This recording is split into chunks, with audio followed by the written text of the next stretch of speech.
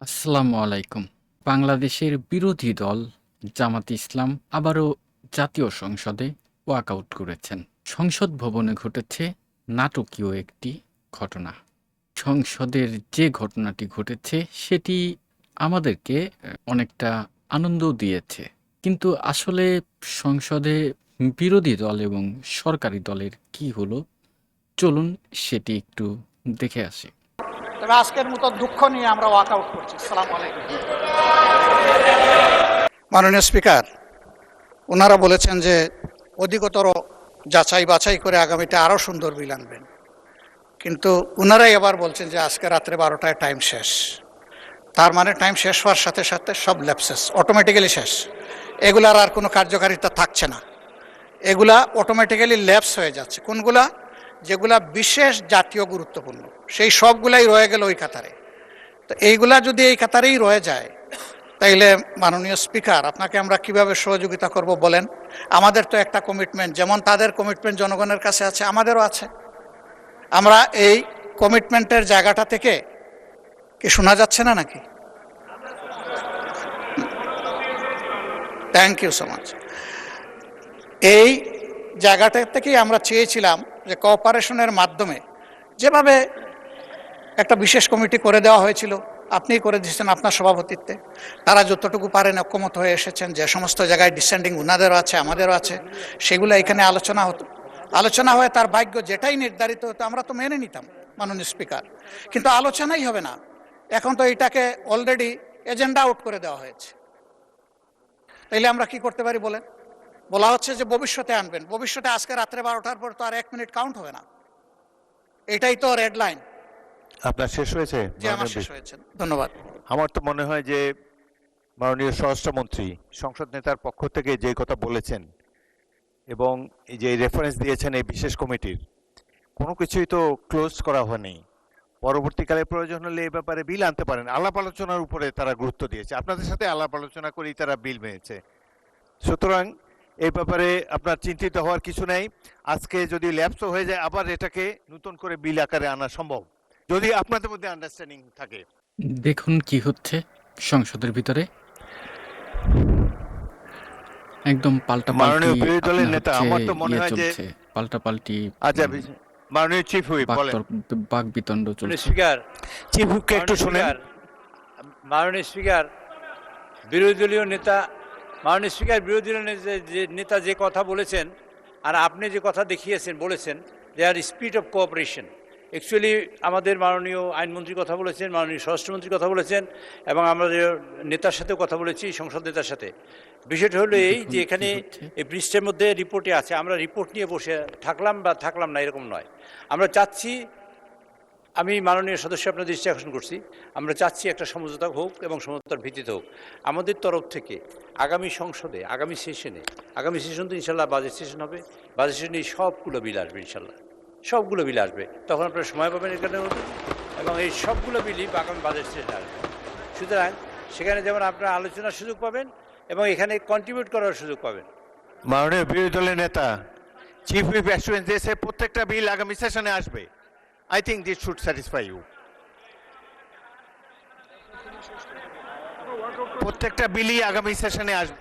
বিরোধী দলের নেতাকে মাইক দেন, মাইক দেন। আস্থা হারানো অবস্থায় এখানে বসা মিনিংলেস। ও আপনারা you are determined to stage a walkout. এখানে ট্রাস্ট মেইনটেইন করা হয়নি, এটা আমাদের দুঃখ যে আমরা এই দুঃখ নিয়ে এখন ওয়াকআউট। না, আপনারা যদি ওয়াকআউট করার জন্য আগে প্রথমে সিদ্ধান্ত নিয়ে থাকেন, মোস্ট ওয়েলকাম, নো প্রবলেম। না না, democracy is a rule by majority. এটা মাননীয় স্পিকার, এটা আরো দুঃখ পেলাম, এই কথাটা আরো দুঃখ পেলাম। আপনি আপনার কাছে আমরা প্রথম দিনই আশা করেছিলাম, আপনিও বলেছিলেন যে আপনি জাস্টিস মেনটেন করবেন, জব সফার আপনি অনেক করেছেন, কিন্তু আজকের দিনটা এই সময় এসে আমরা জাস্টিস পেলাম না মাননীয় স্পিকার। মাননীয় বিরোধী দলের নেতা চিফ হুইপের অ্যাসুরেন্স যে প্রত্যেকটা বিল আগামী সেশনে আসবে, আপনার মেইন কোয়েরি তো এটাই ছিল। বিশেষ প্রত্যেকটা বিল আসছে, বিশেষ কমিটিতে অ্যাসুরেন্স, উপদেষ্টা কমিটিতে অ্যাসুরেন্স, সবই তো উলটপালট হয়ে যাচ্ছে একটা অংশ। তাইলে ট্রাস্টের জায়গাটা ওনারা তো রাখলেন না মাননীয় স্পিকার। আমি তো বললাম যে বিরোধী দলের নেতা করার পরে আমরা কিন্তু সহযোগিতা করেই যাচ্ছিলাম, যে ঠিক আছে কনসেনসাস যা হয়েছে আমরা আর কথা বলবো না। আমরা হাতেই বুট দিয়ে দিয়ে চলবো, আমরা চলেছি। কিন্তু এখন এসে দেখতে পাচ্ছি যে আমাদেরকে আসলে ব্ল্যাক আউট করে দেওয়া হচ্ছে। ওই ব্ল্যাক আউট কেন আমরা হব মাননীয় স্পিকার? মাননীয় বিরোধী আমরা তো দলের নেতা, blackout হতে আপনার চাই না। আপনার প্রধান প্রশ্ন ছিল যে এই বিলগুলা যেগুলা উঠেনি এই হ্যাঁ। অধিবেশনে, জি। সেগুলার ফেট কি হবে? জি। সেটা বিরোধী দল ট্রেজারি বেঞ্চ থেকে এবং বলা হয়েছে মাননীয় স্পিকার, আমি স্মরণ প্রত্যেকটা করিয়ে বিল আনা দিচ্ছি। হবে আগামী অধিবেশনে। মাননীয় স্পিকার, আমি স্মরণ করিয়ে দিচ্ছি, আপনি সেদিন বলেছিলেন রাত 12টা হলেও সেশন কন্টিনিউ করবে এবং সবগুলো আলোচনা হবে। এটা যদি হয় বসবো, শুনবো, 12টা পর্যন্ত আমরা অংশগ্রহণ করব, কোনো অসুবিধা নাই। কিন্তু এখানে বলা হয়েছে 16টা কোনো বিল অসুবিধা এখন নেই। উত্থাপন করা হবে না, এটা তো বিশেষ বিলেরই আমরা তো ওই আস্থা এটা রাখতে সিদ্ধান্ত। পারছি না, ওই আস্থার জায়গা ওনারা নষ্ট করে ফেলেছেন। এই জাদুঘরের জাদুঘরের একটা ক্লজে ওনারা যখন আনবেন তখন ভবিষ্যতে বেঁচে থাকলে আমরা অংশগ্রহণ করব। মাননীয় বিরোধী দলের নেতা, 133-এর মধ্যে 16 তো ল্যাপস হচ্ছে না, 90 আলোচনা হয়েছে, আর বলেছেন যে একটা বাকি আছে, তাইলে আরো তো অনেকগুলা ল্যাপস হয়ে যাচ্ছে। তো এই সবই তো আইনমন্ত্রীকে একটু শুনি আমরা। Everything আইনমন্ত্রী darkness। বলেন। মাননীয় স্পিকার, আপনাকে ধন্যবাদ। আপনার মাধ্যমে বিরোধী দলকেও ধন্যবাদ। উনি যে অঙ্কটা কষেছেন 133টার মধ্যে 90 আর একটা 91 হয়, আর তার সাথে 16, তাহলে 100 কয়টা হয়? 107টা হয়। মাননীয় স্পিকার, আমি আপনার মাধ্যমে মাননীয় বিরোধী দল নেতাকে বলছি, এক একটা বিলের মধ্যে এমনও আছে 3টা-4টা অর্ডিন্যান্স ইনক্লুডেড আছে। ফলে 133টার যদি হিসাব করা হয়, এই 91টার মধ্যে ওই 16টা বাদ দিয়ে সবগুলো ইনক্লুডেড। মাননীয় স্পিকার, ওই 16টার ব্যাপারে মন্ত্রী কথা বলছেন। অধ্যাদেশ আছে, আমিও মনে করি জাতীয় অনেক গুরুত্বপূর্ণ অধ্যাদেশ আছে। ওনাদের সাথে আমাদের কথার পার্থক্যের জায়গাটা হলো, ওনারা বলছেন এইগুলো নিয়ে আলাপ আলোচনা দরকার, আমরাও বলছি দরকার। ইতিমধ্যেই এই পার্লামেন্টে ওইগুলোর উপর ডিবেট হয়েছে। ইনি হচ্ছে আইন ও বিচার মন্ত্রী। মানবাধিকার কমিশনের আইনের উপর ডিবেট হচ্ছে, সুপ্রিম কোর্ট সচিবালয় আইনের উপর ডিবেট হচ্ছে, সুপ্রিম কোর্টে বিচারক নিয়োগ আইনের উপর ডিবেট হচ্ছে, গুম কমিশনের বিষয়ে কি কারণে গুম কমিশন আমরা আরও বেশি বাছাই করব সেটা আমরা বলেছি। সুতরাং ওনারা ডিবেট করার পরে ভুলে গেছেন যে ওনারা ডিবেট করেছেন।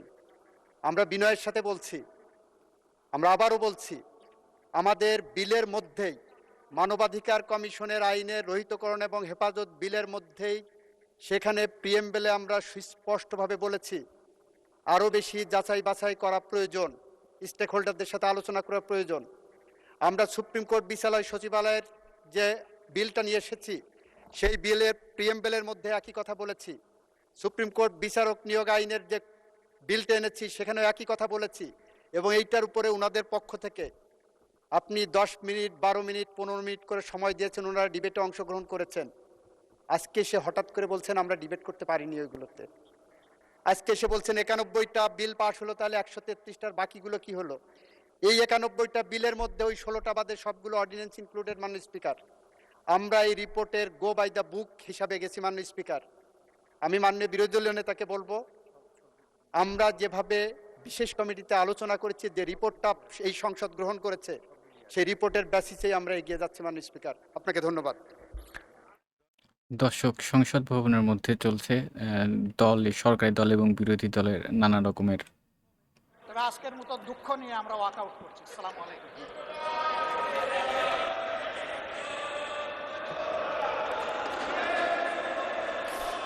এখানেই দেখা হবে। তবে আজকের মতো দুঃখ নিয়ে আমরা ওয়াক আউট করছি। আসসালামু আলাইকুম। ঠিক এইভাবেই কিন্তু আপনার হচ্ছে সরকার বিরোধী দল ও সংসদ ওয়াকআউট করেন এবং তিনি সেই সাথে কিন্তু আরও বলেন যে আবার দেখা হবে এই সংসদে। দর্শক, বাংলাদেশের রাজনীতি চলছে সরকারি দল এবং বিরোধী দলের একটি সংসদ। সেই সংসদে বিভিন্ন রকমের বিল পাস সহ নানা কিছু নিয়ে সব সময় চলে নানা রকমের নাটকীয় নানা পরিবেশ। সেই সব পরিবেশ সম্পর্কে রাজনৈতিক, অর্থনৈতিক যে কোনো সুন্দর ভিডিও পেতে মাশফিক হেলাল ইউটিউব চ্যানেলটি সাবস্ক্রাইব করুন। দেখা হবে খুব শীঘ্রই আরও নতুন একটি চমৎকার ভিডিওতে। সে পর্যন্ত ভালো থাকবেন। আল্লাহ হাফেজ।